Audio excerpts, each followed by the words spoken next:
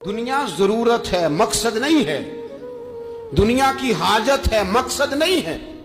इसलिए नबी पाक सल्लल्लाहु ताला अलैहि वसल्लम ने फरमाया, दो नेमतें ऐसी हैं जिनमें अक्सर लोग गफलत में हैं, एक सेहत और दूसरी फरागत। लोग बिला वजह वक्त ज़ाया करते हैं। अल्लाह ने सेहत दी है, किसी खैर के काम में लगाएं। अगर आपके पास फारिग वक्त है तो कुरान पाक को याद करें, तर्जमा और तफसीर से पढ़ें, महबूब पाक अलैहिस्सलाम की अहादीस को याद करें, अल्लाह वालों की बातें सुनें। वक्त मिले तो इबादात में लगाएं, नवाफल में लगाएं, तिलावत में लगाएं, जिक्र अज़कार में लगाएं। और फिर अल्लाह मजीद तौफीक अता करे तो किसी के भले में वक्त लगाएं। गली से कोई कांटा उठाएं, कोई रोड़ा उठाएं, कोई किसी की मदद करें। लेकिन ये गाफिल होने की अलामत है कि अपने वक्त को जाया करना।